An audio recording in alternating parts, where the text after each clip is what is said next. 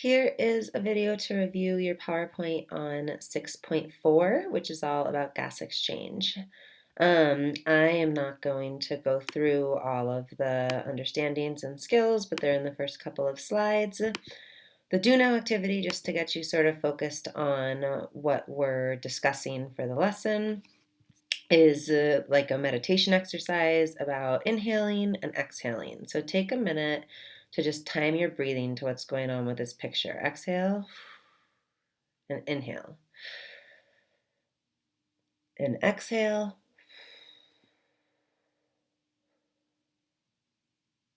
And inhale. And what we're talking about in this section is everything that is taking place in your body as you're going through those sort of involuntary muscle actions that allow you to exhale and inhale. So the body system that we're discussing when we talk about gas exchange is the respiratory system. The respiratory system is made up of all of the parts in this diagram. You have gas entering or exiting your body through your mouth and nasal cavity. If we're talking about an inhalation, an inspiration, that gas will then enter your throat, aka your pharynx. At the bottom of your throat is an area where your vocal cords are called your larynx. At your larynx, this one tube splits off in two different directions. Your esophagus goes to your stomach, and your windpipe, your trachea, goes down into your lungs. So since we're talking about gas exchange, we're going to stay with the trachea. This trachea splits eventually into two bronchi. Your right bronchus goes into your right lung. Your left bronchus goes into your left lung. That bronchi, that sort of muscular tube, splits into smaller bronchioles as it enters your lung tissue. You might remember from our chapter on blood circulation, arteries split into arterioles. Bronchi do the same thing. That word bronchiole just means like a smaller branching off of the tissue. And then those bronchioles eventually end in alveoli. And those aren't pictured because you need a microscope to see them. We'll talk about exactly what they look like a little bit later in the lecture. But these alveoli are tiny air sacs surrounded by capillaries, and that is where gas exchange actually occurs in your lungs. Your lungs are made up of passive tissue, so this whole process is controlled by skeletal muscle. And the primary piece of skeletal muscle that controls ventilation is your diaphragm. You can see your diaphragm is like this muscular band that separates your chest cavity from your abdomen. And we'll talk a little bit about the diaphragm and all the other muscles that are controlled in this process of ventilation right now. So, when we talk about the respiratory system, the process that we're actually discussing is ventilation. And ventilation is the exchange of air between your lungs and the atmosphere so that oxygen can be exchanged for carbon dioxide in your alveoli. The process is controlled by muscles, and you can see that a little bit better in this picture. When you inhale, your diaphragm contracts, curves down, and your ribs move up and out, and your lung tissue gets inflated. When you exhale, the diaphragm relaxes, it pushes back up into your thoracic cavity, and your ribs collapse down, and the amount of space that your lung tissue takes up gets to be less. That's important because of the pressure changes that control the process of ventilation. So the whole mechanism for ventilation, for exchanging oxygen and carbon dioxide with the atmosphere, is based on the relationship between pressure and volume. And we don't talk a lot about the relationship between pressure and volume or the laws that sort of guarantee the parameters of this relationship in biology class. But you might remember that this is an inverse relationship. So this means that when one thing goes up, the other thing goes down. So in this case, increased pressure leads to decreased volume. And you can see this a little bit in this diagram. Here in the first picture, we have a situation of low pressure. There is a lot of area, a lot of volume for these molecules to move around in, so they're not under very much pressure. Here, in the second picture, this has moved to a situation of high pressure, and that's because the amount of volume has decreased. So as we lessen the volume, we increase the pressure. And let's talk a little bit about how that is related to our breathing. In this slide, we have just an overview of ventilation. So when we inhale, the diaphragm moves down and ribs move up and out. And you can see that happening in this picture. Inhale, diaphragm moves down, ribs move up and out. That increases the amount of volume that's available in our lung tissue. Exhaling, the opposite happens. Diaphragm moves up, ribs move down, lungs get smaller.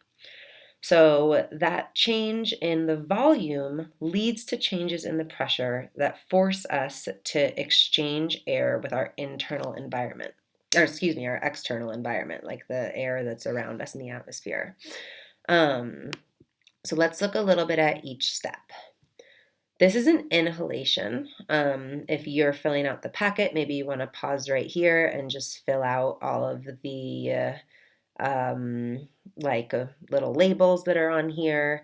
The next slide, we will add some more information in this area over here, but you can go ahead and pause and fill this out. When you're ready, we'll talk a little bit about what is happening. When you inhale, the diaphragm contracts, it moves down, and we'll talk about whether the muscles are contracting or relaxing and why that is important in the next couple of slides. But just so you know, an inhalation means your diaphragm contracts, so that starts to move down. There are a set of muscles that are responsible for expanding your rib cage, and obviously that will create a larger amount of volume in your thorax for your lung tissue. As the volume available for your lungs increases, the pressure decreases. So let's go to this next slide and see what that means. Here on this pressure volume chart, we're saying the volume is getting bigger. So as the volume is getting bigger, that means the pressure is decreasing. And that means that a partial vacuum has been created inside of this closed system of your lungs, and air wants to move from high pressure outside of your lungs to the lower pressure inside. So this forces you to inhale to try to even out the pressure vacuum that's being created in your lungs. So once you inhale, that starts to even out that pressure. And that's great because one of sort of like the basic laws of biology is things want to move from an area of high concentration to an area of low concentration until the two areas are equal. So that deals with inhalations. And let's look now at exhalations. So when you exhale, and this is like an involuntary muscle movement, it's not necessarily based on this idea of the pressure changes in your lungs, but your diaphragm muscle is relaxing. So your diaphragm muscle moves up, and then some of your rib muscles are responsible for relaxing your ribs. The overall effect of these two things is that the area for your lung tissue, like the area your lung tissue has available in your thoracic cavity, gets smaller. So that leads to, let's go to the next slide. That leads to a volume decrease. And remember, if we have a small amount of volume, we're up here with a high amount of pressure. So as the volume decreases, pressure inside the lungs increases, and that means we've created a high pressure system inside the lungs. So the air wants to move from the high pressure inside to the lower pressure outside of the lungs, and that is when you exhale. to try to even out the pressure on those two sides. Another way to show these steps in like a simple 5-step reaction is to think about the actions that lead to an inspiration, the act of breathing in. The first one is that the diaphragm contracts. So the diaphragm moves down. One set of intercostal muscles, the muscles in your ribs, you have two sets, and we'll talk about that in a second, but one set of your intercostal muscles and one set of your abdominal muscles help to raise the rib cage, and this increases the volume of your thoracic cavity. Because of that increase in volume, pressure inside the cavity decreases, and this leads to less pressure pushing on the lung tissue also, because remember, your lung tissue is passive. So as you're like lifting your ribs up and away from that tissue, there's less pressure pushing on the tissue. So as that pushing pressure decreases, volume continues to increase. An overall decrease in pressure leads to a partial vacuum, and then air comes in through the mouth or the nasal passages to counter the partial vacuum.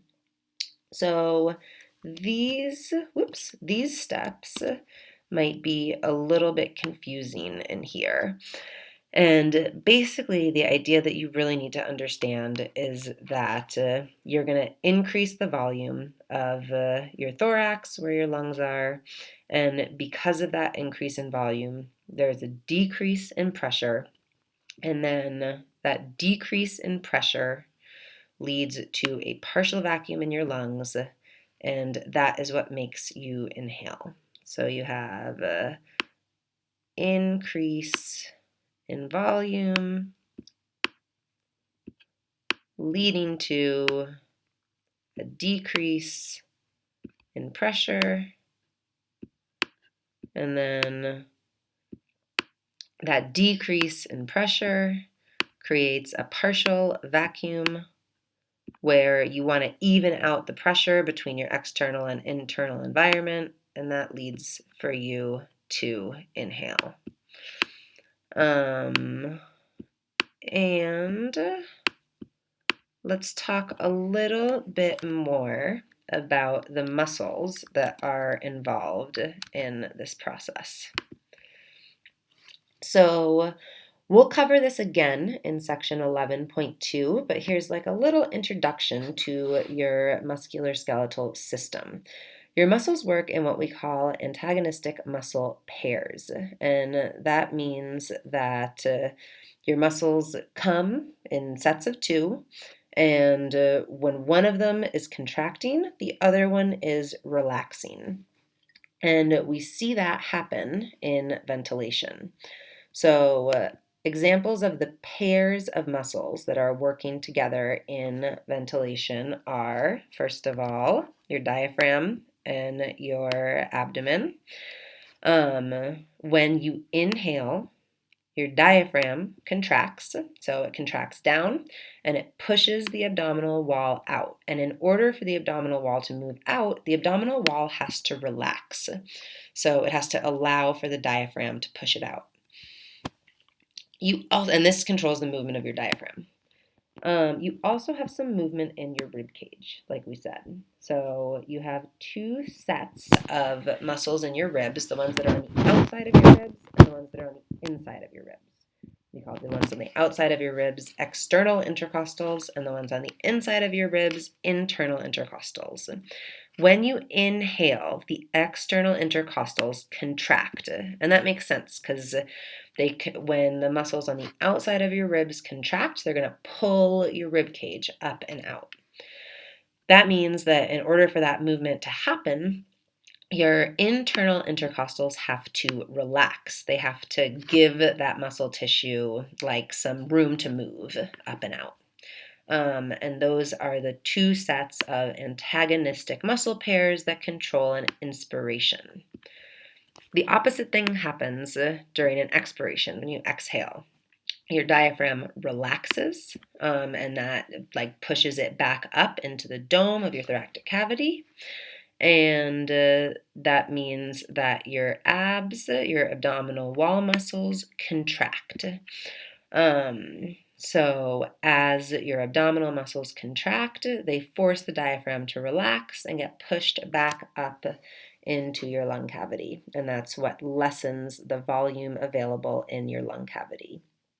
The movement in your rib cage is the opposite of an inspiration, but has to do a little bit with the elasticity of your muscle tissue there. So technically, your internal intercostal muscles, like just passively allow the elasticity of your external intercostal muscles to relax in a normal expiration. Like, we don't say that they're not really, your internal intercostals aren't really actively contracting super hard. This is just like a natural muscle action. But if you're exercising, your internal intercostals are contracting. And that's because your body is really trying to force out as much carbon dioxide as possible in order to inhale more oxygen and take deeper breaths. Don't worry too much about this. It comes up like very occasionally as a multiple choice question or something on the IB exams. So the idea is that internal intercostal muscles during normal breathing don't necessarily actively contract. They just passively sort of allow your external intercostal muscles to relax. I'll say it again. So it comes up very occasionally on IB exams, like in a multiple choice question. And the idea here is that your internal intercostal muscles during normal breathing don't actively contract. They just sort of passively allow your external intercostal muscles to relax. And that has to do with like the elastic nature of muscle tissue. And we'll talk about all of that a little bit more in 11.2. For now, let's look at what is going to happen in your alveoli as all of this muscle contraction is happening. So your alveoli are the sections of your lung tissue that are responsible for gas exchange. We have about 300 million in each of your lungs. They're lined with liquids to allow gas exchange to happen more easily, and they're set up in clusters that look sort of like grapes. So if you can imagine, like your bronchioles end in these clusters of alveoli, and the alveoli are surrounded by capillary beds. And remember, when we talked about the circulatory system, we said that capillaries were those super thin parts of the circulatory system that allowed gas exchange to take place because they were only one cell thick. All right, and in your packet, it asks for you to be able to draw this. You don't have to draw like everything that's happening in this diagram. So let's talk about what you should be able to draw. This is an alveoli, and let me see if I can figure out how to change the color on this.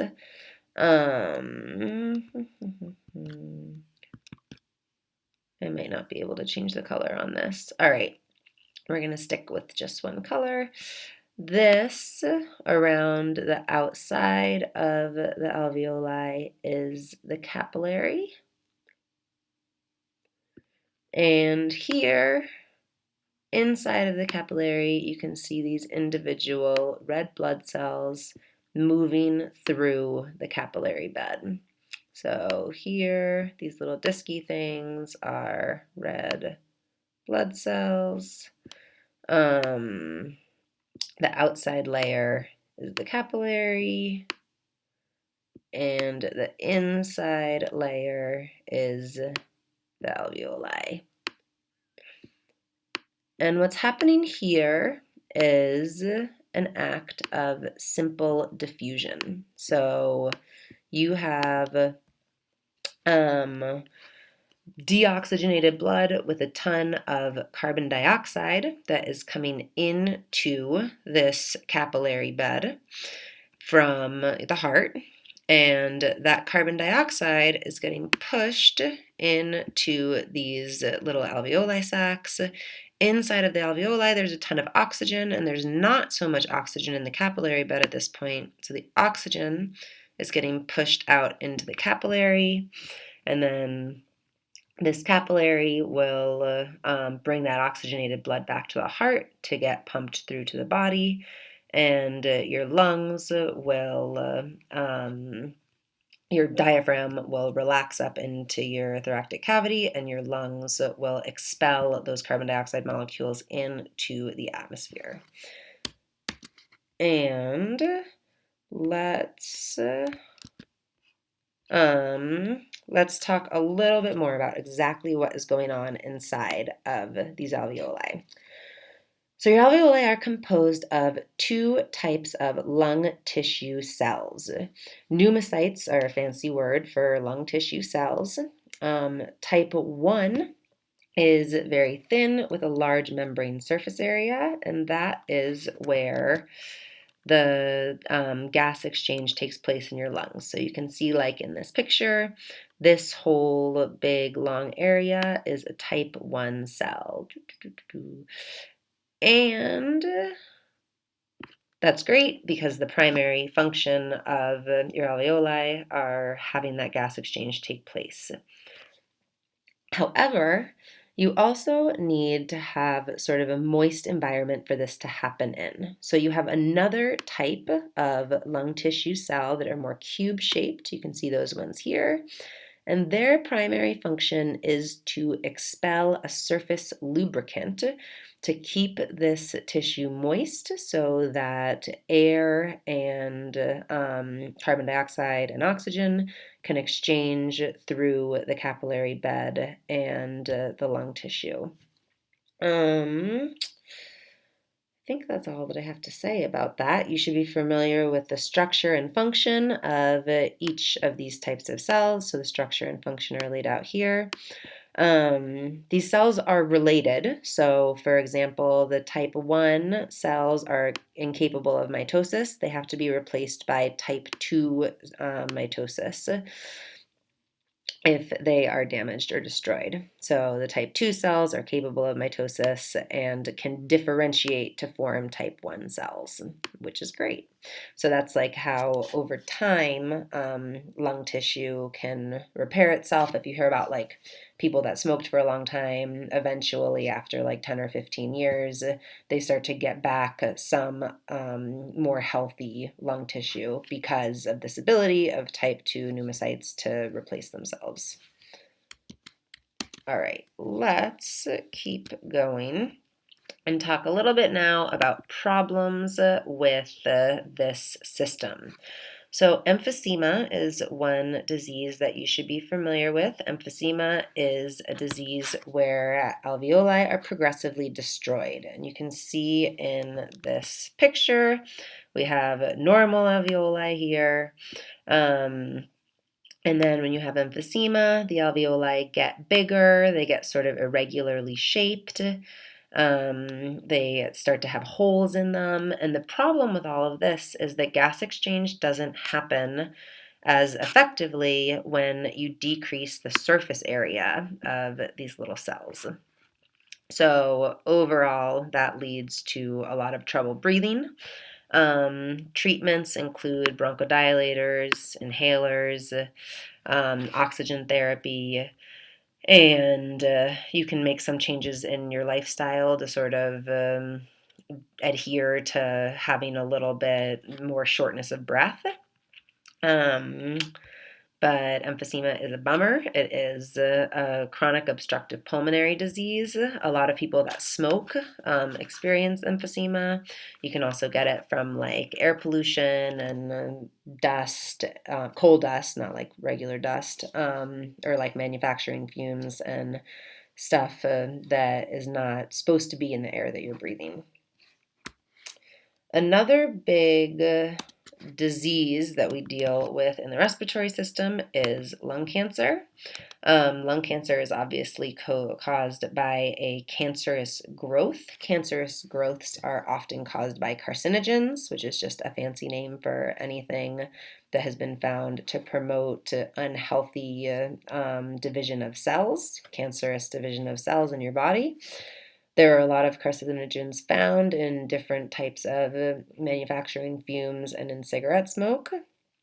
And the problem with cancerous growths are these tumors invade your bronchioles and your alveoli. So it makes it really hard to breathe. A lot of people that have lung cancer describe like a feeling of something pressing on their chest and preventing them from being able to take a full breath. Lung cancer, unfortunately, has a pretty high mortality rate because it's usually caught once the tumors are big enough, obviously, that you can feel them. So once they're like in stage 2, and the problem with the stage 2 through 4 cancers are usually metastasis has started at that phase. So the cancer might have broken off and moved to a different part of your body. And at that point, cancer gets harder to treat. So a good way to avoid lung cancer is to avoid cigarette smoke and secondhand smoke. All right. There is an IB practice question in your packet. The mark scheme is on the next slide, so give this question a try and then you can check your work.